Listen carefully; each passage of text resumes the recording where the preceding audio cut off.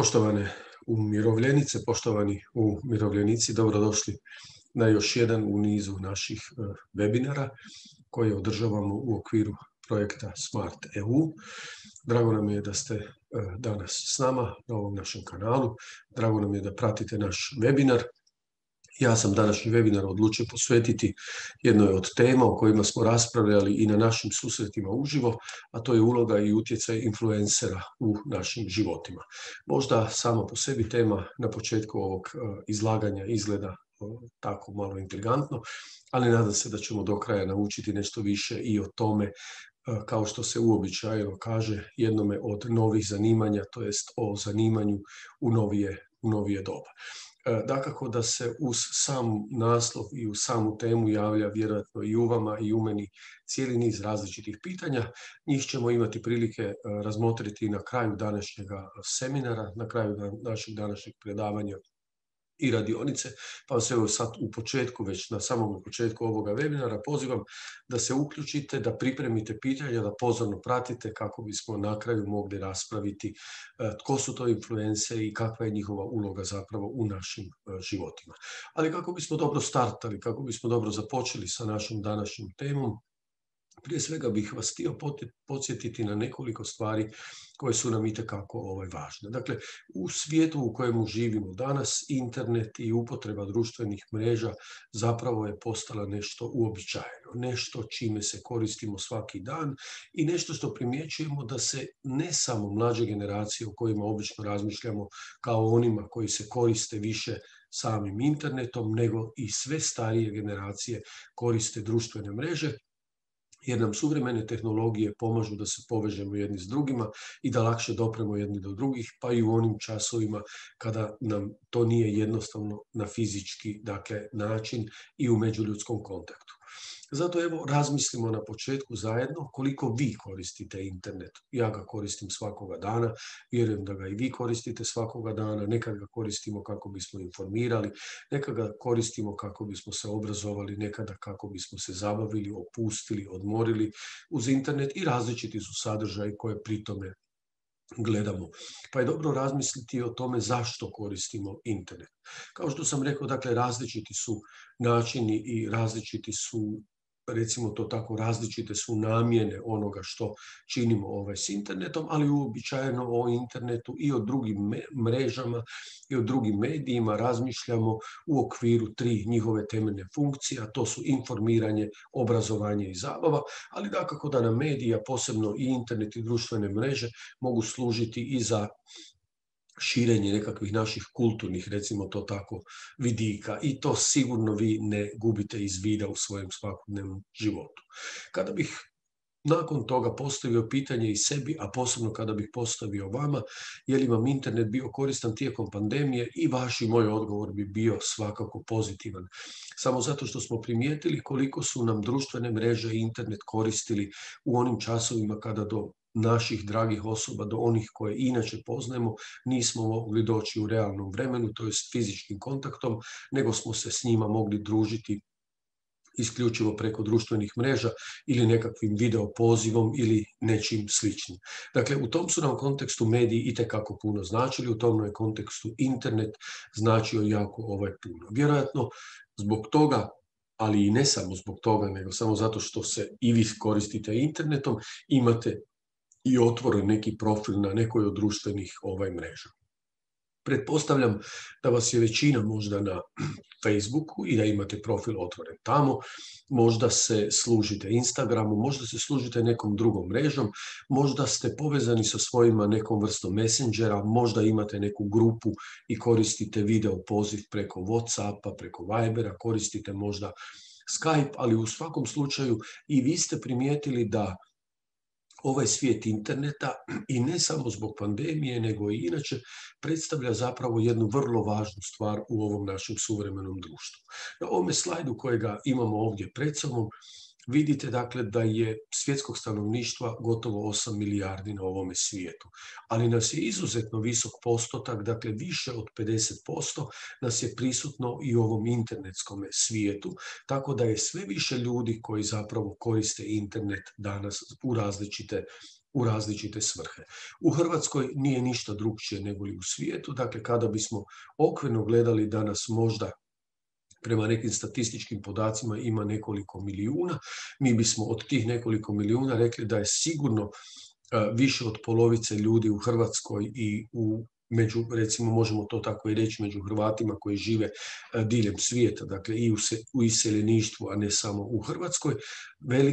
Velika većina nas je na internetu, a kada proučavate i pregledavate različite istraživanja, onda biste vidjeli da je 99% zapravo hrvatskih stanovnika povezano internetom, to jest da ima pristup nekakvoj internetskoj vezi. Kada razmišljamo o dobi starijih osoba, dakle kada razmišljamo o meni, a isto tako i o vama, jer i ja već spadam u ovu stariju dob, ja sam evo baš nekako na rubu ovih 56 godina, dakle kad bismo razmišljali o tome koje su društvene mreže najpopularnije u našoj dobi i kod osoba starijih od 56 godina, onda bismo vidjeli da istraživanja kažu da je na prvom mjestu svakako Facebook, da nakon toga najviše koristimo WhatsApp. Ja vjerujem da i vi kao i ja koristite puno i da imate grupe na WhatsAppu s kojima se dopisujete, s kojima komunicirate na svoj način. Vjerujem da WhatsApp koristite jednako tako i za video pozive u onim trenucima u kojima želite vidjeti nekog prijatelja, prijateljicu, nekog rođaka, rodbinu ili nekoga drugoga. Nakon toga se vidi da koristimo jako puno u toj dobi isto tako YouTube. Vjerujem da pretežito YouTube koristimo kako bismo pregledavali različite video sadržaje koji nam mogu biti zanimljivi, koji nam mogu biti poticajni, koji nam mogu biti jednako tako i poučni, a onda nešto manje koristimo Twitter, LinkedIn, Instagram i neke druge, recimo to tako, društvene mreže, koje čini se u ovome času da su malo prilagođenije ili barem u nekom određenom kontekstu da su draže nekim mlađim generacijama, a ne onima koji su već u dobi od 56 godina ili starije. Kada pak razmišljamo o korištenju medija tijekom pandemije i kada pogledamo koliko su se tijekom pandemije zapravo koristili mediji, onda primjećujemo da se i drastično promijenio način na koji smo komunicirali, na koji smo radili, na koji smo putovali ili na koji smo provodili slobodno vrijeme i kako smo koristili javne usluge i obavljali neke druge rutinske aktivnosti. Dakle, kada bismo pogledali samo pandemijsko doba, onda bismo primijetili sve te velike promjene.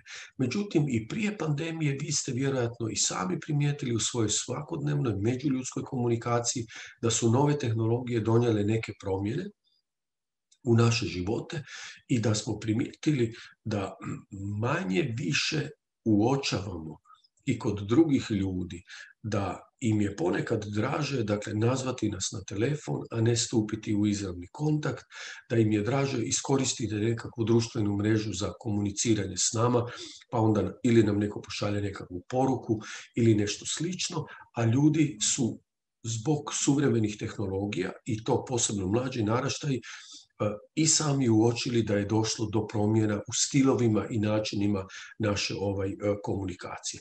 Ovdje na ovom slajdu primjećujete i piše da jedno istraživanje McKinsey-evo o COVID-19 zapravo provedeno je ovdje kod nas u srednjoj i u istočnoj Europi i onda kažu da se gotovo 12 milijuna novih korisnika pojavilo internetskih usluga, a to vam je zapravo veći broj nego što je ukupan broj stanovnika Slovačke, Hrvatske i Slovenije zajedno. Sad bi neko mogao reći da Slovačka, Slovenija i Hrvatska baš i nemaju jako puno stanovnika, ali u svakom slučaju kad razmislite o tome da je samo u doba pandemije više od 12 milijuna novih korisnika internetskih usluga, onda je to svakako jedna respektabilna brojka o kojoj trebamo svi zajedno razmišljati. I moramo tu dodati onda da do ovoga porasta nije došlo samo zbog mlade populacije, već da je najveći rast zabilježen upravo među korisnicima starijim od 65 godina. Već sam malo anticipirao i već sam malo rekao zapravo da je vjerojatno riječ o tome da smo mi na taj način htjeli nadomjestiti i nadoknaditi sve one gubitke međuljudskih odnosa i međuljudskih kontakata koje nam je uzrokovala sama pandemija. Zanimljiv je i ovaj podatak kojega vidite na slajdu, dakle da je 40% porastao broj korisnika internetskih usluga starijih od 65 godina upravo u tome razdoblju. I zbog toga smo mi smatrali u našem društvu za komunikacijsku i medijsku kulturu da je dobro, da je poučno, da je korisno i za vas i za nas da razmislimo o ovoj temi i da vidimo na koji način bismo ove nove suvremene tehnologije i nove medije mogli još i bolje koristiti u našem životu. Samo zato što je činjenica da smo o njima postali na neki način, a posebno u pandemijsko doba, ovisni, a ne želimo biti ovisni do one mjere kada bi to moglo preći u nekakvu patologiju, pa da bez tih medija više ne možemo. Nekako bismo voljeli, dakle, sačuvati onu zdravu ravnotežu kao što ju uobičajeno njegujemo i u svojim životima, ali u svakom slučaju ne želimo zanijekati sve one dobre strane, sve one prednosti koje su nam ti mediji u tim teškim trenucima za sve nas zapravo donijeli. Kada pogledate malo onda o tome kakvi su profili generacija živjeli ili žive i u kojem ste vremenu vi živjeli i u kojem vremenu ja živim zajedno s vama u odnosu na nekakve mlađe naraštaje, onda ćemo primijetiti da su se i profili generacija uvijek nekako razlikovali. Pa nam istraživanja, posebno ona sociološka i psihološka, ukazuju na nekakve činjenice, na nekakve podatke u kojima je dobro voditi računa. I recimo sad kad bismo razmišljali o sebi, koji smo malo stariji onako nekako, onda bi se za nas reklo da smo mi kroz cijeli život zapravo bili neka vrsta graditelja. Mene bi neki svrstavali u one rubne baby boomere, dakle jer sam rođen 65. Vi ste možda nešto malo stariji od mene, ali onda kad pogledate na ovome slajdu vidite i uočavate zapravo na koje načine je svaka generacija, pa sve do ove koju danas nazivamo Gen Alpha, izgrađivala nekakve odnose i na koje načine se odnosila jedna prema drugima, na koje načine su razmišljali o tome kakvi ljudi trebaju voditi naša društva, kakvi ljudi trebaju prednjačiti u nekim stvarima i kako bi zapravo trebala biti, recimo to tako, vrsta vodstva ljudi koji nas vode i koji nas okružuju.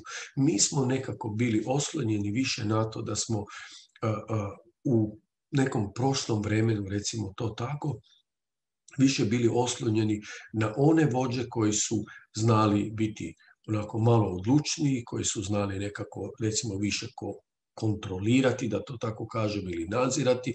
Nekako nam se možda više sviđao tip vođe koji je znao i ponekad nešto zapovjediti, to jest odrediti, koji nam je pomagao, dakle, da se na neki način i mi uz njega i formalno i neformalno osjećamo dobro i da se obrazujemo i da nastavimo jednostavno nekako djelovati zajednički, ali na taj način. Današnje će generacije na svijet oko sebe i na vođe oko sebe gledati nešto drugčije. Oni će dakako tražiti nekakvu veću ravnopravnost, oni će govoriti o tome da nije potrebno da samo jedan čovjek vodi, nego da svi nešto trebamo zajedno sukreirati i tu onda vidimo i nekakve druge promjene. A promjene su vam zapravo najvidljivije onda u ovome svijetu realnih odnosa. Dakle, vi ćete za današnje mlađe naraštaje, kao što znamo, najčešće reći da oni gotovo da ne žive više u ovom stvarnom svijetu kao što smo mi živjeli i kao što mi živimo, nego da sve više žive u virtualnom svijetu, to jest u svijetu društvenih mreža. I o tome trebamo dakako i mi stariji voditi računa. I ja cijelo vrijeme ponavljam u svim svojim izlaganjima zapravo da su mladi nama izuzetno dragi i dragocjeni, ali da su starije generacije mladima dragocjene zbog toga što im mogu posredovati i prenijeti životno iskustvo iz kojega mladi onda mogu naučiti zapravo mnoge stvari. Kada pogledate, dakle, prema ovim nekim podacima, dakle, osoba koje su rođene između 46. i 64. godine, a koje se uobičajeno naziva baby boomerima, onda bismo mogli reći da su oni trenutno zapravo na posljednjem mjestu u gotovo svakoj kategoriji kada je riječ o tehnologiji i upotrebi društvenih mreža. Međutim, ista ta skupina ljudi zapravo pokazuje najveći porast aktivnosti na platformama društvenih mreža i onda kad pogledate, evo, upotreba Instagrama, Whatsappa, u ovoj dobnoj skupini porasla za 59%, odnosno 44% od vrlo kratkog razdoblja od 2016. godine, što je pak više nego dvostruko od globalnog prosjeka samoga po sebi.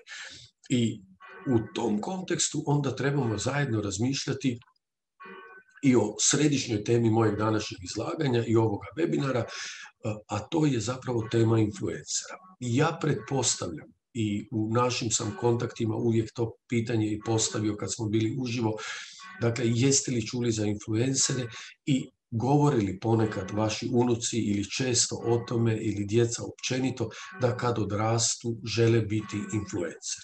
Jeste li razmišljali o toj temi? Ja vjerujem da jeste, samo zato što je ona dio naših života i samo zato što nam svi oni koji nas okružuju znaju vrlo često spomenuti upravo da kad odrastu žele biti influenceri. Tko su ti influenceri? Dakle, koristimo jedan engleski termin, jedan engleski pojam, a zapravo govorimo o osobama koje utječu na tuđe mišljenje. To jest utječu i na moje, a i na vaše mišljenje u određenom kontekstu i oko određenih tema i oko određenih pitanja. Posebno su važni i posebno su bitni upravo mladima. Influenceri su dakle na društvenim mrežama oni ljudi koji su izgradili nekakvu reputaciju svojim znanjem i stručnošću o određenoj temi. I oni upravo o toj temi redovito, ili možda ne uvijek redovito, ali vrlo često objavljuju na svojim omiljenim kanalima, na društvenim mrežama i generiraju brojne sljedbenike, entuzijasta, angažiranih ljudi koji pozorno prate njihove stavove. Dakle, to su ukratko rečeno zapravo influenceri. I na ovom sam slajdu onda stavio, evo, 4, recimo to tako, fotografije, 4 slike onih koji su možda bili influenceri u našemu domu. Ja sam odabrao, mogu sam odabrati i neke druge poznate ljude, upravo su influenceri, su upravo poznati ljudi koje smo pratili zbog nečega i koji su na neki način zapravo utirali putove nekakvim trendovima u našem društvu. Ja sam stavio Beatlese kao jednu od poznatijih glazbenih skupina koja je gotovo cijeli svijet zapravo poznaje. Vjerujem da nema čovjeka na svijetu koji nije čuo za Beatlese. Rijetki su među nama koji nisu čuli za Marilyn Monroe, ili koji nisu čuli za Elvisa Presleya, koji nisu slušali njegovu glazbu, ili su rijetki među nama koji nisu čuli za Diego Armanda Maradonu, dakle poznatog čarobnjaka s loptom iz Argentine, koji je postigao isto tako svjetsku slavu, i onda smo u nekim kontekstima zapravo slušali i njihova razmišljanja o različitim temama i oni su bili zapravo influenceri našega doba. Ali ne trebamo zaboraviti i drugu stranu, dakle da ne govorimo samo o estradi i o onim ljudima koji su poznati bili na estradi, nego možemo razgovarati i o drugoj vrsti influencera. To su influenceri koji su širili vrijednosti u ovome našemu svijetu i u naše doba. Ja sam namjerno odabrao, dakle, 4 ljudi koji su učinili i koji su doveli zapravo do tektonskih promjena u shvaćanju čovječanstva o nekim bitnim temama i koji su sigurno bili influenceri. Možemo početi sa Mahatmom Gandhijem, koji je donio sasvim nova razmišljanja za pokret nenasilnog, dakle, nenasilne borbe za ljudska prava. Možemo to isto tako reći za Martina Luthera Kinga, koji je donio isto tako puno pozitivnih pomaka koji još i danas žive zapravo u odnosu među različitim rasama na ovome svijetu. Možemo to reći za majku Terezi, možemo reći za pokojnog papu Ivana Pavla II. Dakle, njih 4 su zapravo bili sjajni influenceri koji su učinili puno dobra u ovome našemu društvu i u našemu svijetu, koji su nas zadužili i za budućnost, i mogli bismo sad tako cijeli niz zapravo influencera, i vi vjerojatno imate nekog influencera sada na pameti, koji je na neki način obilježio i vaš život. A danas su influenceri i neki drugi ljudi. Evo, ovdje u starije dobi kad pogledamo ovu gospođu, dakle Joan McDonalds, ima 73 godine i ona vam je takozvana fitness influencerica.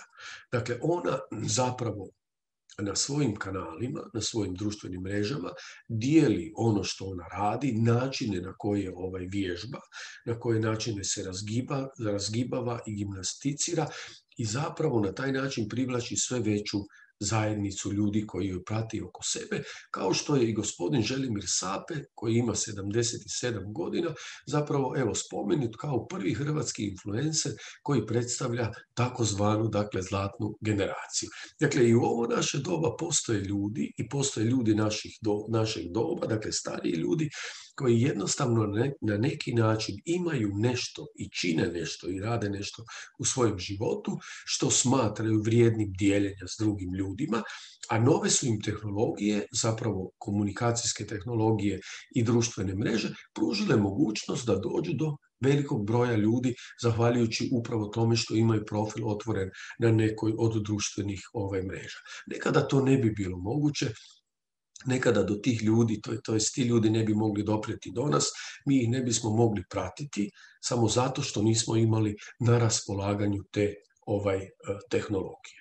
Međutim, u okviru tih, recimo to tako, influencerskog zanimanja i zanimanja ljudi koji imaju utjecaja na nas i na naše razmišljanje, moramo voditi računa o tome da oni mogu stvoriti i trendove, da mogu poticati nas koji ih pratimo, koji smo njihovi sljedbenici, da kupujemo proizvode koje oni jednostavno promoviraju. I kad pogledate ove mlađe, dakle, generacije, onda možemo reći i zaključiti da gotovo 3/4 generacije Z i takozvanih millennialsa, to su dakle mlađi ljudi koji prate influencere na društvenih mrežama, da većina njih kaže da na društvenim mrežama najčešće uče o novim proizvodima koji ih zanimaju. Zato imamo različite vrste influencera. Oni zapravo pružaju brendovima ključnu priliku da dođu do tih ljudi, da dođu do nas. I tu nam se javlja ovaj problem.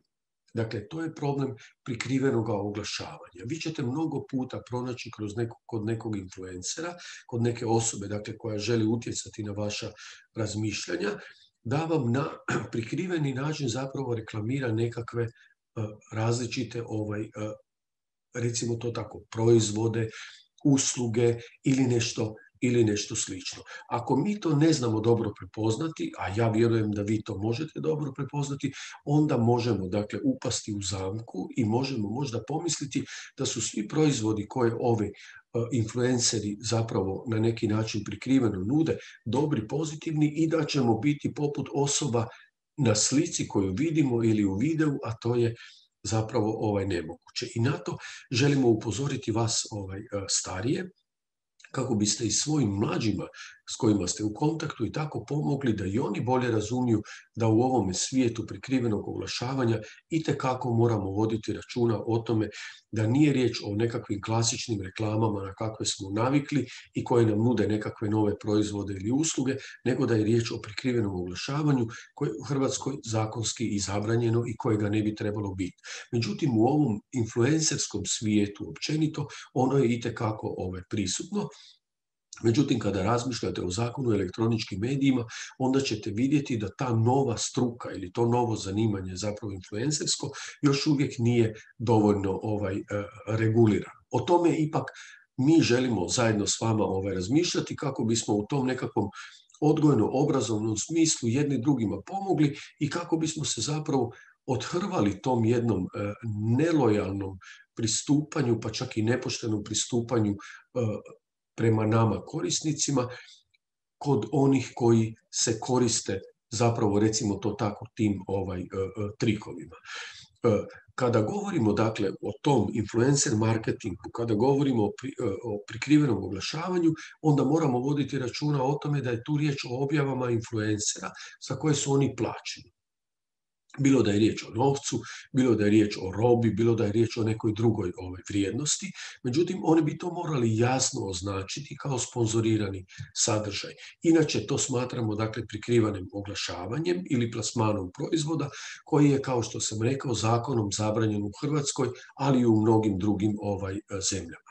Ono što je u ovom cijelom razmišljanju koje sam sad ovdje izložio, ključno jest da na taj način, dakle, influenceri na neki način izbjegavaju svoju odgovornost i nije uvijek etično i moralno ono što čine, a da nam ne naznače, dakle, da je nešto sponzorirani sadržaj, samo zato što i mi ponekad, bez obzira na našu dob i iskustvo, možemo upasti, dakle, u nekakvo nerazumijevanje tih samih sadržaja, pa nas onda tim sadržajima influenceri zapravo na neki način zavaravaju, a tu mogu posebno zavarati djecu, mlade, ali jednako tako i nas starije osobe. Zbog toga je potrebno voditi računa o tome i kad malo pogledate ovaj slajd, onda ćete vidjeti zapravo na koji način marketing funkcionira i preko kojih se društvenih kanala i društvenih mreža zapravo najviše propagira. Evo, najviše zapravo tog marketinga ima, kao što vidite ovdje, na prvom mjestu je Instagram, jedna od izuzetno popularnih društvenih mreža kod mladih i tu ima jako puno, evo 82% različitih sadržaja koji se tiču marketinga. Na drugom mjestu je YouTube, kojega isto tako koriste puno mladi, ali kao što smo vidjeli na jednom od slajdova, koristimo ga i mi stariji. Ja sam rekao da ga vjerojatno koristimo više za odgojno-obrazovne svrhe nego li za nešto drugo, ali YouTube jako puno koristimo i na njemu ima različitih marketinških zapravo poruka o kojima trebamo voditi računa. TikTok, kojega nešto rijeđe, to je daleko rijeđe koriste starije osobe, ali je izuzetno popularan među djecom i mladima na trećem mjestu, a onda slijede Twitter, Facebook i neke druge mreže, ali ovdje sam samo htio istaknuti ovih 5 kako bismo vidjeli zapravo onako nekako reprezentativno da društvene mreže imaju itekako velik utjecaj i na sve nas. I sad kad razmislite, dakle, o tim društvenim mrežama, kad razmislite o marketingu među njima, onda je dobro na pameti imati ove prosječne cijene objava influencera na društvenim mrežama. Ja se ponekad iznenadim koliko zapravo influenceri uspiju zarađivati jako puno novaca upravo na tim društvenim mrežama. Imamo onda od nano-influencera do mega-influencera. Nano-influenceri su vam oni koji imaju od 1000 do 10.000 pratitelja i oni vam mogu dobiti, dakle, to je dobiju od $10 do $100 po jednoj jedinoj objavi. Ako oni imaju, dakle, tjedno, recimo 3 objave ili 4 objave ili nekoliko, vi to samo množite onda sa $100 pa ćete dobiti jednu određenu svotu. Oni su, nekako bih to tako rekao, dakle, nisu baš nešto posebno plaćeni, ali kad od mikroinfluencera, preko mid-tier influencera, preko makroinfluencera dođete do onih mega-influencera, koji dobivaju i 10.000 i više dolara po objavi i kad dolazite na kraju do takozvanih celebritija ili poznatih osoba, onda možete vidjeti, dakle, da kod njih cijena varira, ali da ta cijena može doseći i više od $1.000.000 po objavi. Evo, kad razmislite samo malo recimo o nekakvim nogometašima ili o nekakvim glumcima, glumicama, pjevačicama i pjevačima koji su poznati u svjetskim razmjerima, dakle oni mogu dobiti više od $1.000.000 samo za jednu jedinu objavu recimo na Instagramu, a da je to nekakav sponzorirani sadržaj koji propagira nekakva tvrtka. Zato je dobro, dakle, voditi računa i o tome, a dobro je to znati zbog činjenice, dakle, da je čak 56% ispitanih kupilo proizvod nakon što ga je vidjelo u objavi osobe koju prate. Dakle, kad bi sad neko od vas bio influencer i da vi imate nekoliko stotina tisuća ili nekoliko milijuna svojih sljedbenika koji bi pratili vaše različite sadržaje, dakle, 56% onih koji vas prate bi jednostavno, kad biste im vi ponudili neki proizvod ili nekakvu uslugu, recimo nekakvo putovanje egzotično, ili kad biste im ponudili nekakvi drugi proizvod, oni bi jednostavno upravo zbog toga što imaju povjerenja u vas kupili taj proizvod, jer bi vas poistovjetili sa tim proizvodom i rekli bi, ako mi to ta i ta draga osoba koju ja pratim preporuča i kaže da je to dobro ili da bi lijepo bilo posjetiti to i to mjesto, otputovati na to i to određeno mjesto, vi biste zapravo kupili tu uslugu. Zato želimo svi mi zajedno razmišljati o potrebi za kritičkim pristupom tim medijskim sadržajima, a posebno ovim sadržajima objava influencera koje su danas u središtu našega zanimanja. Pa evo, nekoliko kratkih uputa ili ja bih to čak i rekao bolje, nekoliko kratkih smjernica kako bismo se prema njima trebali odnositi i kako bismo se prema njima trebali ponašati. Na prvome mjestu uvijek ističemo dakle, da je dobro još jednom uvijek provjeriti sve informacije koje dobijemo od tih takozvanih influencera, od osoba koje pratimo. Dakle, uvijek je dobro sjetiti se da oni govore puno stvari samo kako bi promovirali proizvod za koji dobivaju nekakvu protuuslugu, to je za koji su plaćeni. Na drugom mjestu budite posebno oprezni s informacijama koje se tiču zdravlja. Mi svi znamo da mi u određenoj dobi smo jednostavno možda malo bolesniji, izloženiji smo nekakvim rizicima zdravstvenim i onda se oslanjamo na puno razmišljanja ljudi oko sebe. Influenceri mogu posebno na području zdravlja utjecati i na naše odluke. Zato se uvijek konzultirajte sa svojim liječnikom, konzultirajte se sa svojim farmaceutom prije nego što konzumirate nekakve nove proizvode ili lijekove, jer je jako puno influencera koji nam nude različite vrste, recimo preparata ili nečega što oni misle ili zašto su plaćeni, pa nam onda to nastoje nekako, recimo to tako, sugerirati i predložiti da i mi koristimo. Isto tako, na trećem mjestu, ako ste namjeravali kupiti neki proizvod putem interneta, uvijek vas molim, dakle, provjerite autentičnost internetske stranice i web shopa. Evo, ja ističem uvijek jedan primjer. Jedna robna marka koja posluje isto tako i u Hrvatskoj vam nema nastavak, dakle, ne znam, sad bih ja mogao reći ona točka domena, pa je točka, pa je HR. Ona ima domenu samo države iz koje dolazi. I vi možda često i na svoje telefone, na svoje mobilne aparate ili na internetu dobivate poruke koje vam kažu da možete sudjelovati u nekakvim nagradnim igrama. Evo, ja vas molim da uvijek provjerite je li doista nagradnu igru organizirao taj, recimo to tako, trgovački lanac ili netko drugi, ili je možda riječ o prijevari.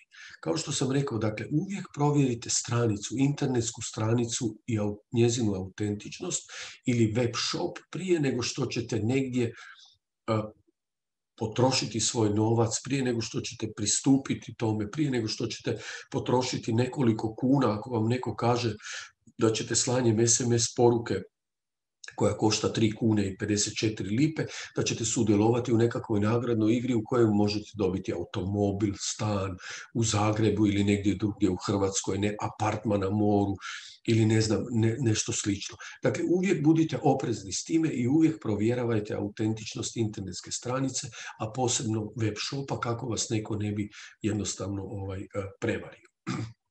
Dakako da kod svih tih stvari nije riječ samo o tome da će nas neko može prevariti, nego vodite računa o tome da do prevara najčešće dolazi zbog toga što mi u današnje doba, a posebno mladi, veliko povjerenje zapravo imamo u influencere koji nam nešto preporučuju. Pa vrlo često, upravo zbog tog njihovog poticaja, napravimo nešto što možda nije baš i najmudrije i gdje bismo trebali možda malo racionalnije postupiti.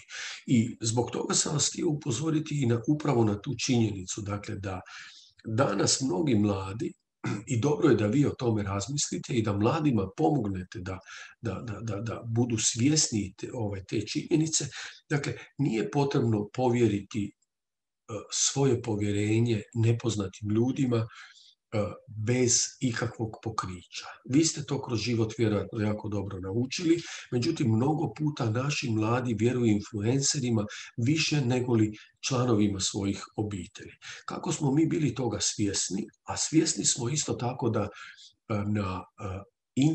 u internetskom svijetu ima jako puno neprimjerenih sadržaja, pa smo pokrenuli jednu novu inicijativu i jedan novi projekt koji smo nazvali UHO ili Utočište hrabrih online, kojemu vi možete pristupiti preko ove mreže za koju vidite, adresu vidite gore, dakle uho.dkm.hr.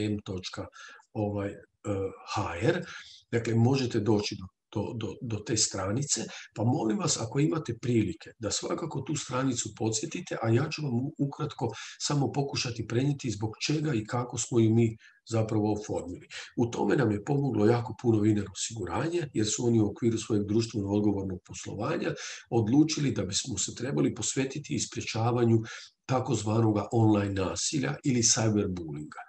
I zajedno s njima smo razmišljali i osmislili jedan projekt u kojemu mi zapravo koristimo iskustva i poznatost različitih influencera. Riječ je o ovim influencerima čije fotografije ovdje vidite. Mi smo ih proučili, vidjeli smo da su to vrlo pristojni ljudi, da svako pokriva određeno područje i da im se djeca i mladi javljaju iz raznih razloga. Možda su im se javili i vaši unuci, možda im se javio netko iz vaše obitelji, možda ih prati netko iz vaše obitelji, što je po sebi, dakle, jedna jako lijepa stvar, jer oni u nekim područjima, dakle, daju nekakve savjete kako ići dalje. Mi smo, dakle, odlučili s njima stupiti u kontakt, oni su pristali na suradnju s nama, pa smo pokrenuli onda i taj projekt, dakle, kako bismo pomogli mladim ljudima da nam mogu poslati nekakav svoja teška pitanja ili da mogu progovoriti, dakle, o onome što ih muči u životu, posebno kada je riječ o nasilju među mladima, da se mogu požaliti, a da i mi možemo pružiti savjet. Naša ideja je bila otprilike ovakva.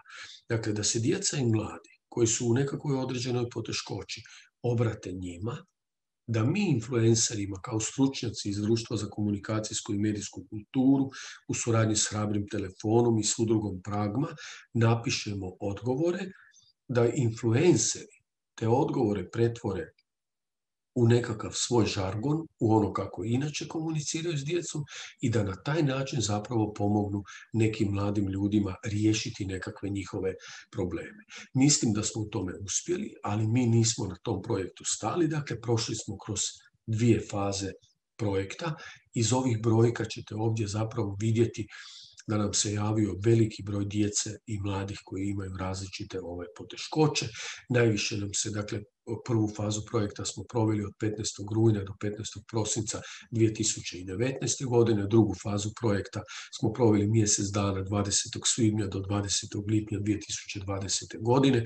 U trećoj smo fazi zapravo sada i naš je profil uho, dakle dkmk.hr otvoren i dalje i dajemo savjeti i odgovaramo na različita pitanja i javljala su nam se djeca, kao što ovdje vidite, izuzetno mlade dobi. Zašto to govorim? Samo zato što vas želim upozoriti da su influenceri djeci, i to vrlo mladima, itekako važni.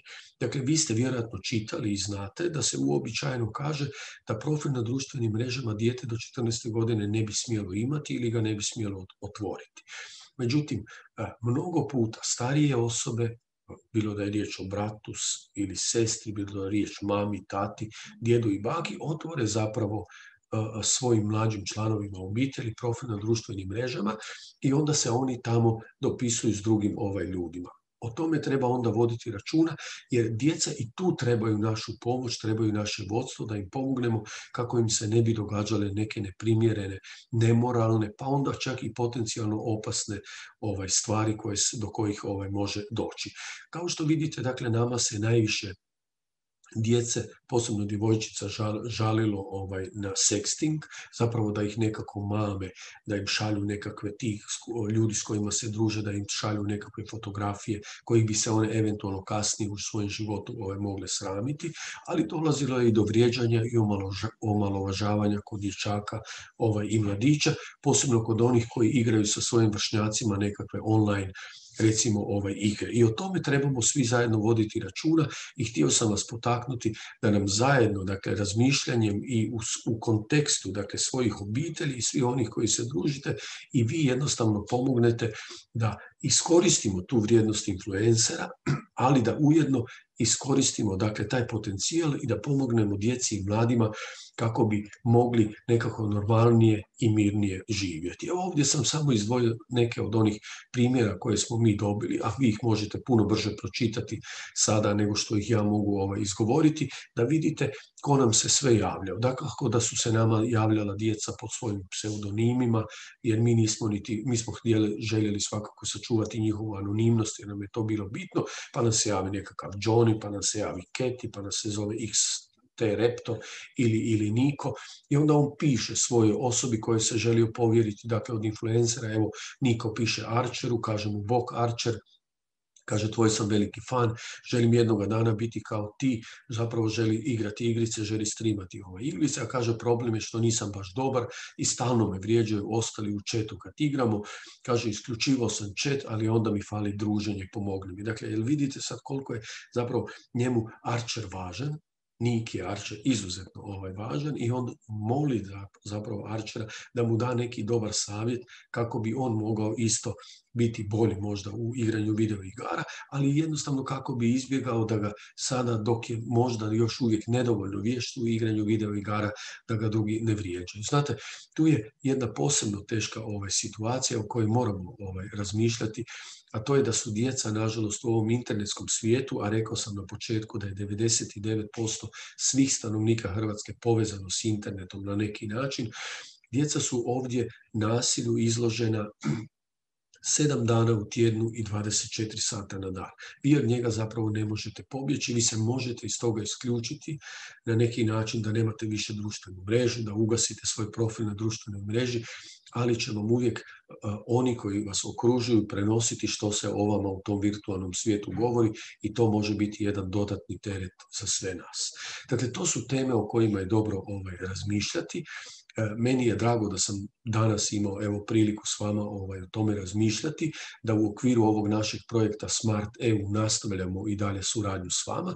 Nadam se da ste tako na neki način i uživali u ovom današnjem izlaganju. Nadam se da ste i nešto novoga naučili. Nadam se da ste se na nešto podsjetili i ja vam želim da doista budete svjesni, savjesni i odgovorni korisnici društvenih mreža. Ako je netko među vama isto tako influencer, da pomogne poput ovih naših influencera onima koji će vas zamoliti za nekakav savjet i postaviti vas nekakvo pitanje. Ja vam zahvaljujem na pozornosti i sada pružam priliku da i vi postavite pitanje. Dakle, pozivam zapravo sve da nam se javite na naše društvene mreže. Ja ću vam sada ovdje pokazati. Možete pogledati dakako prvo naše webinare. Nisam ja jedini koji će sada na našem YouTube kanalu imati ovaj webinar. Imaće i naši drugi profesor Kaniža i naši drugi članovi našeg društva za komunikacijsku i medijsku kulturu isto tako nekakve različite sadržaje. Molim vas da nas dalje pratite. Ako želite postaviti nekakvo pitanje, rekao sam, pozivam vas da se javite na naše mreže, da postavite bilo koje pitanje u vezi ove naše današnje teme. Ja u svakom slučaju zahvaljujem na svakome pitanju koje ćemo primiti. Pokušat ću dakako dati i odgovore na vaša pitanja. Pa uz malo strpljivosti i uz malo dobre volje, ja vjerujem da mi i ovaj virtualni svijet i posebno svijet naših influencera, dakle ljudi koji imaju utjecaj na naš život, možemo učiniti dakako i boljim mjestom za naš život.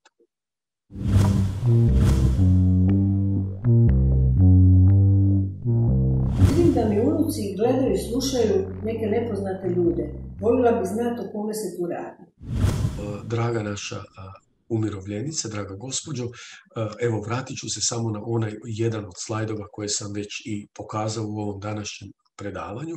Dakle, riječ je upravo o temi o kojoj smo danas razgovarali, riječ je o influencerima, dakle, riječ je o osobama koje utječu na razmišljanja i vaših, kao što pišete, kao što ste rekli, zapravo unuka koji ih gledaju i slušaju.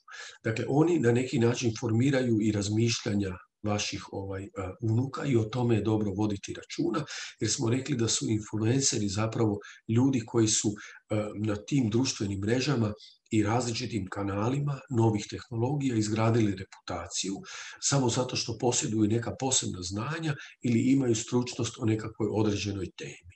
I o tome je dobro voditi računa, jer oni o toj temi redovito onda objavljuju na svojim omiljenim kanalima na društvenim mrežama. Oni generiraju na taj način brojne sljedbenike, među kojima su i vaši unuci. Vaši unuci mogu doista sa puno entuzijazma, s puno poleta pratiti te svoje influencere. Vi to vjerojatno onda kod kuće i primjećujete. I oni na taj način zapravo usvajaju nekakve životne stavove. Ja bih vam predložio da pokušate razgovarati i sa svojim unucima o tome koga prate, zašto ga prate, koje sadržaje nudi i da im svojim mudrim odgovorima pokušate pomoći da onda vide što je kod tih influencera pozitivno i dobro, što bi mogli nekako prihvatiti kao svoj stil života ili svoje razmišljanje, a ako postoji nešto što se možda vama i ne sviđa i što smatrate upitnim i što je možda čak i loše, da onda u toj odluci svojom mudrošću pomognete svojim unucima da postupaju možda i na drugi način, a možda čak i ako smatrate da ti influenceri nisu dobri i da pozitivno ne utječu na vaše unuke, da im nekako sugerirate da ne prate baš sve sadržaje, jer ne moramo u životu pratiti sve što za nas nije dobro. Evo, zahvaljujem svima na sudjelovanju, zahvaljujem svima na interesu za ovaj webinar i pozdravljam vas od srca do nekih sljedećih susreta.